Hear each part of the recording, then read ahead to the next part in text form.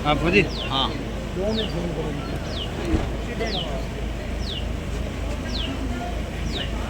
आज मीटिंग हुई है, क्या तय हुआ है मीटिंग में, क्या रूपरेखा तय हुई है? उपचुनाव आने वाले हैं क्यूसर के।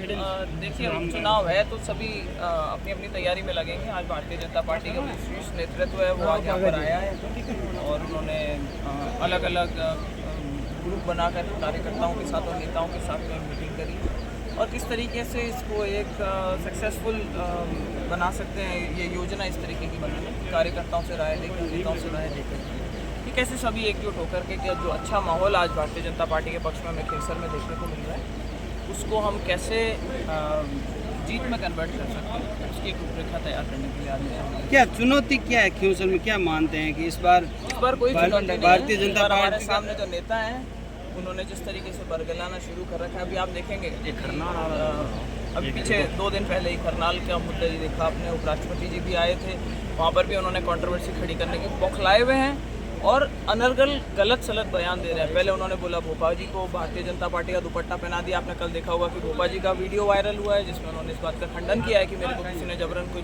दुपट्टा पहनाया।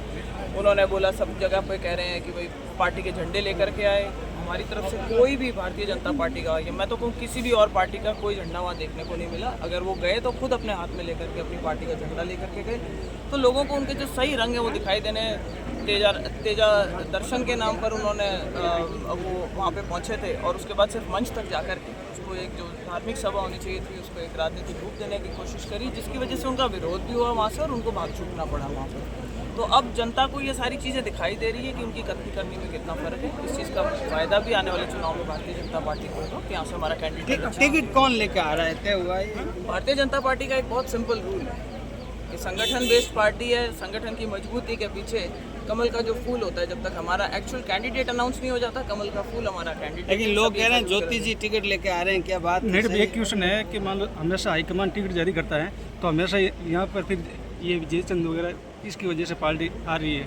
ये तो सभी पार्टियों के अंदर देखिए थोड़ी बहुत नाराज़गी होती है लोगों के अंदर कि भाई कोई सभी लोग आकांक्षी होते हैं और जब नहीं मिलती है टिकट तो कुछ लोग ऐसे होते हैं जो कि ओपनली बयानबाजी कर देते हैं। हालांकि भारतीय जनता पार्टी फिर भी मैं कहूँगी कि बहुत अच्छे से अनुशासन में चलने वाली पार्टी है। मुझे नहीं लगता इस तरीके की कोई दिक्कत आएगी। सर्वे करवा रही है पार्टी, अपनी प्रक्रिया वो जारी है, बड़े नेता फैसला करेंगे टिकट किसको मिलती है।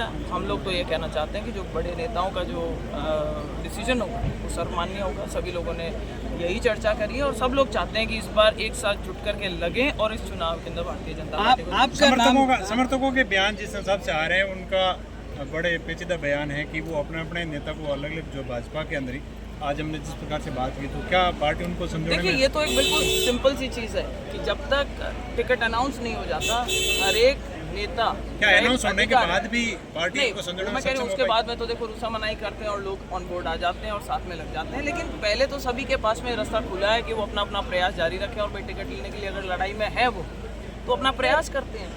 तो इसमें एक प्रतिस्पर्धा का माहौल होता है, हमें देखने को मिलता है और कई बार उत्तेजित हो जाते हैं। अगर कार्यकर्ता और आपस में कुछ कहासुनी हो जाती है तो उसको ज़्यादा सीरियस में नहीं लेना चाहिए। बेनीवाल गढ़ में ये कमल कैसे खिलोगे मैडम इस बार? बेनीवाल जी का गढ़ तो ध्वस्त होते होते तो 2 बार निवड़ता बचा है और अब काले पूरे गुड़ाए थे।